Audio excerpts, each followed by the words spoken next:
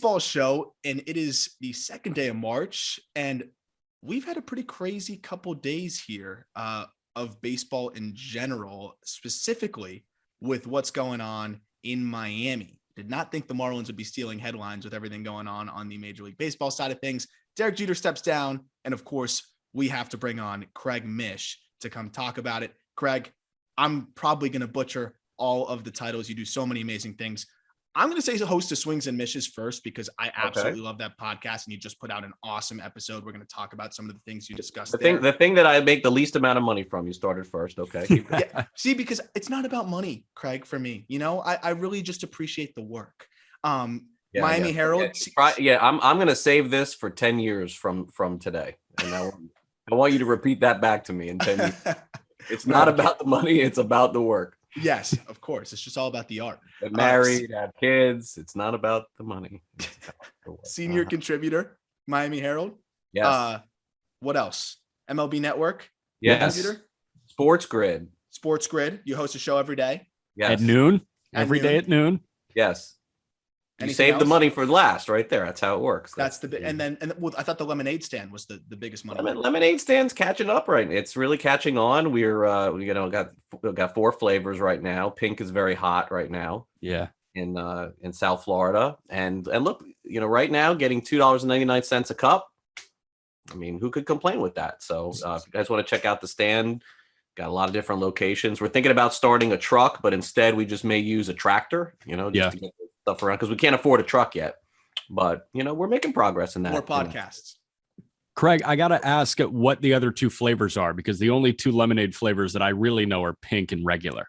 Yeah, that's what I knew when I first started, but I can tell you, Jack, banana lemonade is very hot. Like the combination. No, it is the very combination, and mango in South Florida is a really up and coming flavor as well.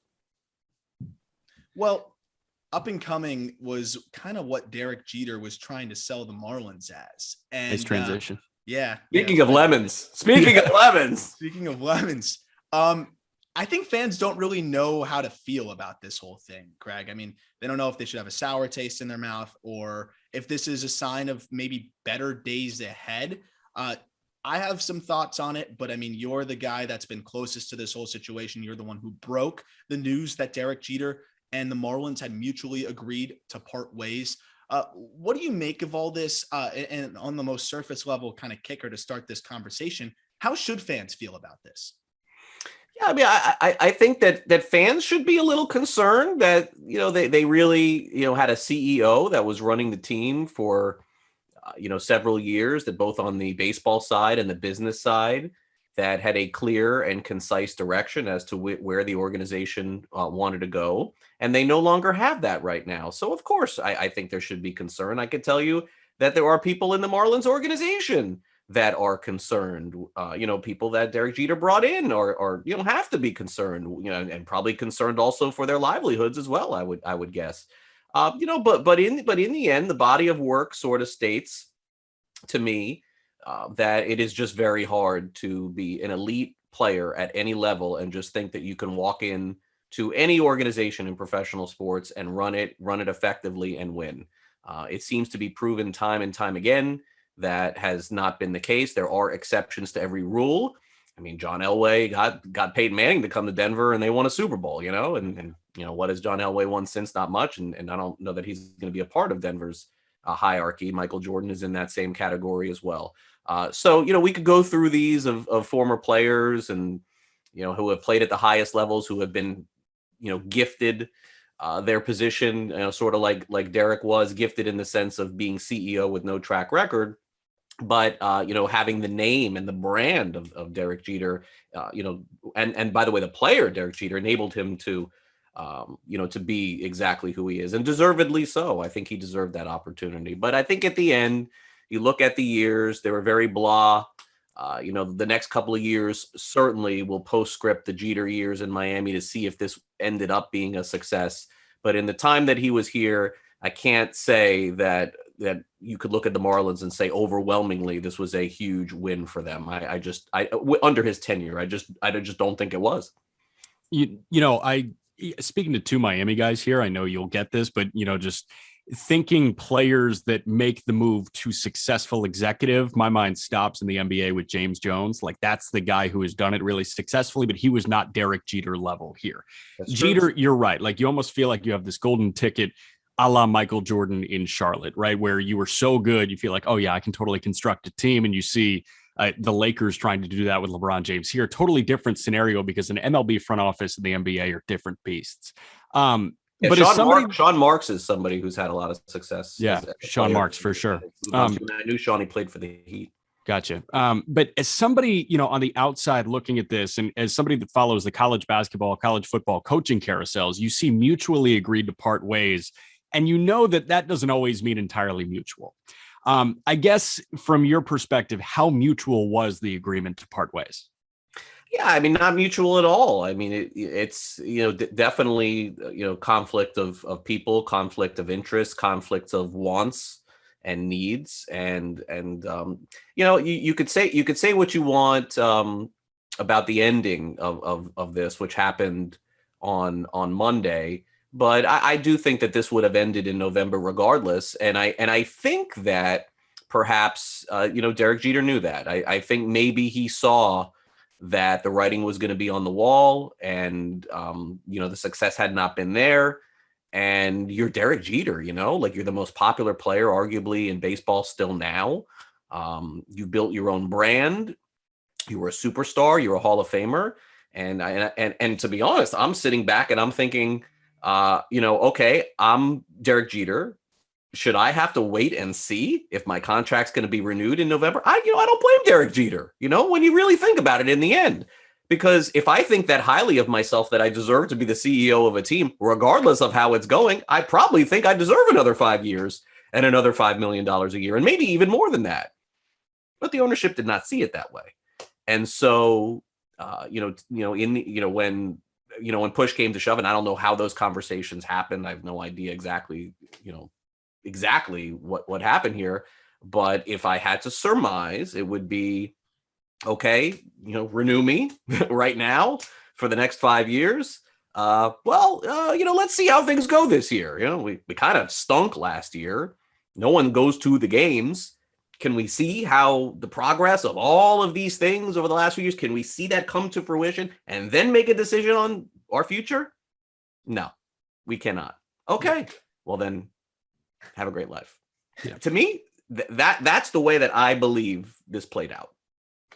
Yeah, and it brought back a memory for me. Towards the end of Jeter's career, there was a sticking point with his renegotiation of his contract with the Yankees, I remember, and there was some back and forth, like, no way Jeter's going somewhere else. Like, what's going to happen there? And they worked it out. But I can imagine Jeter never wanted to be in that situation again. He's like, I'm Derek freaking Jeter. I'm not going to be waiting to see if I'm getting renewed, like you said. But on the flip side of it, right, how do we get to that point? There's a few different things I look at, and I laid it out in the article that we put out on justbaseball.com yesterday. There's a few things that stick out to me. One, which is a stat that I know you'll appreciate, Craig. The lowest OPS in Marlins history with a minimum of 400 plate appearances. 1 is Jeff Mathis. 2 is Isan Diaz. 3 is Magneuris Sierra. 4 is Lewis Brinson. And 5 is Brian Peterson. The commonality here is 3 of the 5 worst players in Marlins history were all on the same team and had a ton of chances, right? The minimum 400 plate appearances is a lot of opportunity to struggle. That shows, in something you've laid out in the past, a lack of willingness to admit the faults and move on and just turn the page and say, we messed up there. I think we also saw that in approach to scouting. But then we also saw it on the business ops sides. We saw the opposite, right? They're quick to can somebody like Chip Bowers, who maybe 14 months later is gone. So why were we seeing the turnover on the operations side, but not really seeing the turnover on the players side? And how much did that contribute to, the slow demise, right? I should say quick demise, I guess, of Jeter at the helm and that entire front office structure. It could be a matter also of Derek just wearing too many hats in the organization, and not delegating enough, not letting decisions being made enough by the people that he hired. I think that has to be a factor as well. So look, we'll start with the business side. Well, with the business side, in Derek's defense, pandemic, postseason where you couldn't have fans come to your games. You weren't even playing your postseason games against the Cubs. You were having to go to Chicago to play those. The goodwill that was built, you were never able to really see what that would have been like with fans in the stands. They certainly didn't show up in 2021. They still were last in attendance or second to last in attendance. And there was really no sign that no matter what the Marlins did, I think this offseason, that all of a sudden 2022, the fans were going to successful. I also don't think that the strategy initially was successful. It was I went to North Miami High School. I grew up in Dade County. And I've always been familiar with how things, sort of operate. And to me, it was always about building, around families and building around a family atmosphere. I just never bought into like this whole millennial idea that, kids want to walk around. That's why they want to come to baseball games. No. And by the way, the people in Dade County who work, they were never going to come to Marlins Park after they were. A lot of Broward, I felt like, was a bad idea. There was just a number of ideas, whatever they were. I don't know if I have the right ideas or Derek did either, but people were not coming to the games. The attendance was going down. It was not coming up. So on the business side, I mean, I don't know that a lot really changed from the previous regime. It was still sort of, except for, the trust factor. People trusted Derek, I think, more than they trusted the previous regime. And then on the baseball side, as you mentioned, look, they came in with a very clear path to success, which was, we are going to be the most athletic team in Major League Baseball. We are going to bring in speed guys. Steal second, play great defense, on base, whatever, the heck with it. We are just going to outrun you. We're going to out hustle you. We're going to outwork you. Not a recipe for success in Major League Baseball. I mean, bat to ball skills, have been the number one thing that has succeeded in baseball for a long time until this new era of the walk, the hit, and the strikeout. Marlins just basically did the strikeout. So none of that worked. And, I am curious to see now, because you don't really hear their general manager Kim Ng talk a lot about, we want athletes. But when Mike Hill was the general manager, that's what he said, we're going to bring in athletes. It was more of just, kind of repeating what Derek Jeter and Gary Denbo wanted to do. But that was not successful. And of all of the athletes they got, you really can only look at one or two and say they look potentially like they fit the bill. And I think that a new direction in terms of that is about to happen with the Marlins. I don't think you'll see that play out. So baseball side wise, one success, 2020's playoff run. Outside of that, not very little. And on the business side, clearly things were promised to the owners and investors that did not come to fruition in the time that he was there. And on the field, off the field, they can piggyback off of each other, right? You have a more successful team. You have a sexier team to go see. You've got better players. You're going to get more fans in the stands. You get more nationally televised games, all that. You get more postseason games. That's a cash cow here. And that gives you money to operate with. Something that I'm looking at here, Jeter's regime signed 3 guys to multi-year deals, right? Corey Dickerson, 2 years, 17.5. Anthony Bass, 2 years, 5. And then Avi Garcia this past offseason, have yet to see him play in a Marlins uniform. Right. Are they going to spend more? Are they going to go with the multi-year deals now that this chapter is turned? Like, this is a new chapter of Marlins baseball. Right. So that's a very good question. And I don't know the answer to that necessarily, but I think that when you mention especially the first 2 deals, I think that also goes in the on the resume as we're doing this autopsy over the last few years. And from an ownership's perspective, Jack, if you are the owner, if you are Bruce Sherman, and you look at those first 2 deals that were made, are you willing at this point to say, hey, a person that gave those players those deals, go ahead and do some more? And by the way, while you're at it, here's some more money. Yeah. I don't think that would happen. And by the way, the same player, the same executive, and some of this was Mike Hill. Of course, some of it was Kim Ng. And by the way, there have been some success stories. Anthony Bender is a good name for one of them. It's not to say that everybody that they signed was a bust, but okay, you signed Matt Joyce and you signed Curtis Granderson and you brought in Matt Kemp. And like, we can keep going. Like, where was your hit? Where was your diamond in the rough? Where was your, Randy Arozarena? I don't know. Where was your guy that no one thought that was going to be good. Like it was just like off Joe the Panic. radar. Yeah. Like where was that guy? Where was the one that shocked the world that said, wow, the Marlins, pro scouting and development found this guy, signed him as a free agent, and he turned out and he was much better than the contract you gave. Oh, here is one. Adam Duvall. Thank you. Okay. So that guy turned out, and then you traded him for nothing. And then you trade him. Yeah. Right. So Adam Duvall was probably the one, but I just also felt like there wasn't a lot of that. Now I know the counter to that as well. You spend more money, you get better players. Look, I'm sorry. I'll go over 30 teams in Major League Baseball, and I'm going to find some diamond in the rough on every team that this team gave this guy a 1 year, 1 million. Toronto gave Simeon 1 year, 10 million. I'm going to find a guy that's going to outperform that and shock everyone. It could have been Dickerson. It could have been Bass. It could have been Granderson. It could have Matt Kemp could have been a star in 1 more year. I mean, these things could have happened, but virtually none of them did. And so on the ownership side, what are you supposed to do? Are you let's just keep it. Let's do it again. Let's do it again. Let's do it again. I mean, it would be foolish. And so he let Derek sign Avisail Garcia to 4 years and 44. I mean, he let him do it. So, I mean, there's still faith. You could see there was still faith there right up until the end, which is why that whole nonsense about the owner not being willing to spend money is just kind of nonsense at that, because just before they signed Sandy to 5 years, 50-some million, they gave Garcia almost 45 million too. It's something that's just clicking in my mind right now here. Derek Jeter has 3,000 hits, right? He's one of very few in baseball history that has 3,000 hits. How many people do you think are debuting in Major League Baseball right now saying, I want to have 3,000 hits? Because the thinking has changed, like you're saying, right? I want to hit 500 home runs. Obviously, 3,000 would be great, but how many bat to ball 330 with 5 home run guys are there left? Nick Madrigal, David Fletcher, list might stop there, right? Was the thinking outdated with how the Marlins were constructing their roster? It was progressive, but it was not well thought of. It was progressive to the point that we're going to get these athletes and we're going to kind of turn them into some of those players that you're mentioning there.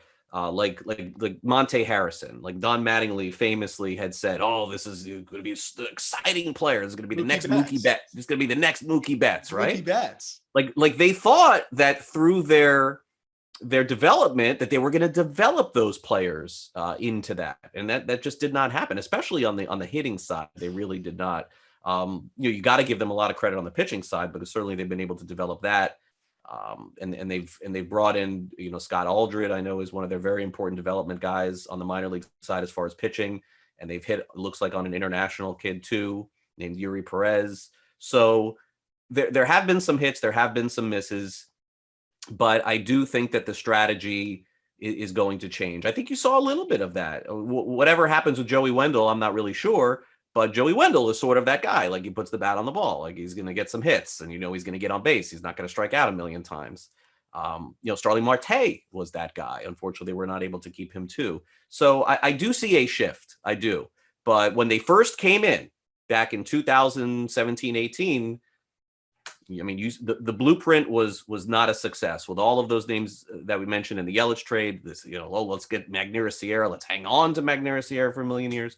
Like that's that philosophy. I don't know if it was outdated. I feel like the Marlins felt like they were being progressive, or we're going to kind of change the game and bring back the 80s where, we're going to just steal and run around. But clearly they were not able to develop those players into that. So you bring up a really good point about how even the big spenders have found their diamonds in the rough. And that was an episode that Jack and I actually did on the show a while back, just looking at all of the best rosters in baseball. And how many of them have homegrown talent or guys that they snatched up for cheap? You look at the Astros, most of those guys are homegrown. Right. You look at the Dodgers, even a lot of their guys are homegrown. You look at a lot of the teams across the landscape, they develop their own talent and then they spend to accentuate those little spots that they need accentuated. I think that's where there's a little bit of a disconnect and people don't totally realize, because they don't ever really look back and say, how did these guys get here? For the Marlins, like you said, they've built the pitching side of things really well. And something that I've already seen a little bit of a concern across Marlins fans is, okay, the one thing that the Marlins have done well is develop that pitching. Now Jeter's gone. Now that might mean that Denbo is eventually gone. And maybe with that, some of the guys that help identify those pitchers and help kind of institute what has been a successful system in that regard. What do you say about that? Is the Marlins' ability to develop pitchers going to be affected or impacted at all in your eyes?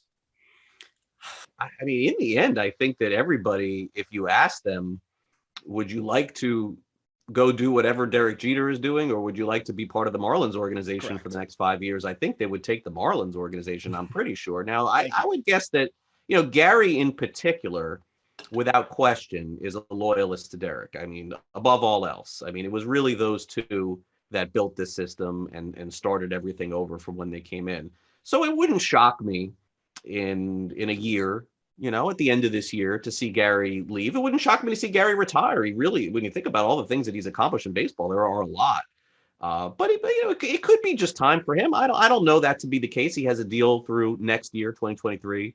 But every indication I've gotten is that he is back for this season. Whether or not that lasts 7 months, 7 days, or 7 years, I don't know. But I think you're surmising that he's gone after this year or next is probably fair.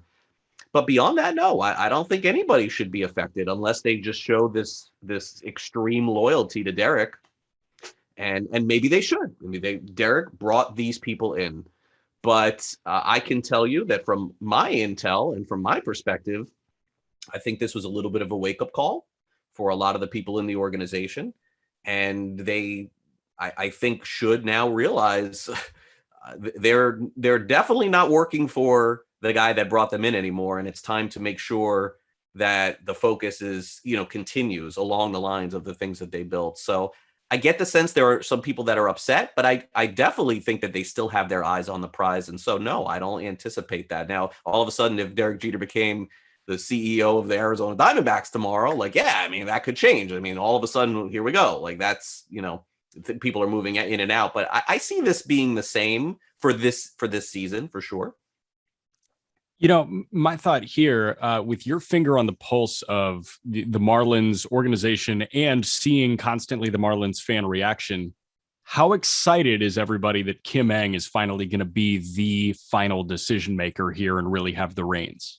I mean, nobody's going to be excited because, under Kim's, general managership thus far, nothing has really happened to indicate anything one way or the other, whether she's great or whether she's not. We really just have no idea, because while they still maintain that they have this collaborative effort going on, I maintain that in the end, Derek and Gary were really overwhelmingly making the final calls of this. And basically at some point during Kim's first 6 months sort of chose, hey, look, we're going to do this.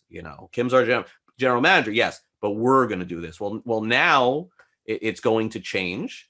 And while inevitably a CEO will come in to be Kim's boss, I think, in my opinion, it should be somebody that she can work with. And it should be a tandem working. And there was definitely not tandem going on.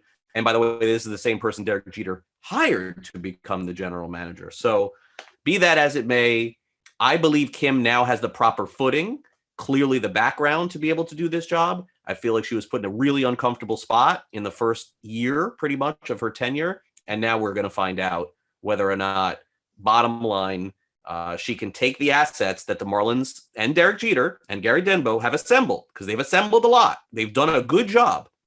The job is not done. The job is now taking those assets, completing good trades. If Kim can do that, Kim will be the general manager of the Marlins for a long time. And if she cannot, this new CEO, whoever it is, will probably pick a new general manager in due time. So to wrap up here, you kind of teased what I wanted to ask you on the end is, what does the other side of the lockout look like for the Marlins? It seems like, I mean, I've been pounding on the desk for the Marlins to trade some of these prospects. At the end of the day, some of them are going to turn into, nothing, and some of them are going to turn into really good players. But at the end of the day, I think if you look at the value of your top 10 prospects now versus what they're likely to be in a few years, if you pick and choose the two you like, and then the other 8 you trade, for example, I don't think you should trade that many, but hypothetically speaking, you'll probably come out ahead in terms of value, right? You're getting proven big league talent for prospects. It's a pretty simple equation. For whatever reason, we saw reluctance to really take that approach by the Marlins before. Right. Are they going to go a little bit of the spending route? Are they going to go make some trades for, with the prospects that they have? As we know, they have a very good system and they have enough controllable pitching at the big league level that they could trade away this surplus of arms.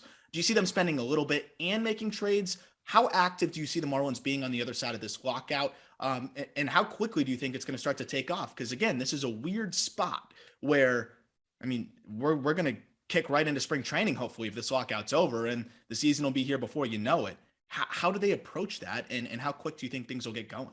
Sure. I don't know the quickness of it. That's probably impossible for me to know. Maybe more of the national guys to know than myself, because I'm not as plugged in terms of lockout ending and how fast things get ratified. But I do believe the Marlins have a big trade in them for sure. And I do feel like they will spend a combination of both. But I guess the question you would have to ask yourself is, if they made a big trade and they were able to acquire a center fielder per se that everybody really liked, would that be enough? And you'd look at their lineup and plug that hole and say, do they really need to go out and get anybody else? My guess is Marlins fans would be content. That's my guess. Now, from Derek's perspective, and I'll leave you with this. So Derek's perspective essentially is that, I built this farm system and all these prospects are great. So because I did that, and this is my opinion, by the way, because I did that, let me now go to the ownership and have them spend $200 million to go with all of these players that I got in the farm system. And that's not going to work in this market. We got to be realistic as to, we already saw Stanton, how that worked out. And Castellanos is a guy that's going to command that kind of money. So huge disconnect to me in terms of that. The reason why the farm system was built was not so you can just stare at them and look at Fangraphs and go, gosh, Fangraphs put us 4th overall. That's amazing. That's not the reason why you did that. Now, it would be one thing if you also had 10 offensive guys that were ranked very high too. We'd be having a different conversation. But you have a deficiency there, and everyone knows where the deficiency is. So the answer is not holding those prospects and spending the money. It is now the Marlins, what they need to do is spend some, but take those prospects and trade them for players that can play right now, and do the same thing that the teams that were trying to win did to you back in 2017-18, and refortify your major league system by trading the minor league system, and then they'll have success. That's the craziest part, Craig. They get fleeced in the LSU, and I get you won those in a deal. It's always about winning and losing. That's not what I'm really talking about. But you saw what happened with the Brewers. They took assets that are now worthless, absolutely worthless, and that turned into Christian Yelich. So great point there. But Craig, thank you so much for the time, man. Your insight is always just so much. I don't even know how to describe it. You always have all of the information that it's awesome. Marlins and beyond. Yeah, awesome is the word to describe it. Thank you for the time, Craig. If people want to hear more about what Craig has to say about all this, check out the latest episode of Swings and Mishes. Fantastic podcast over there with a full breakdown. But Craig, thank you so much. And I'm looking forward to hopefully talking to you after the Marlins make some moves on the other side of the lockout. All right, guys. Thanks for having me.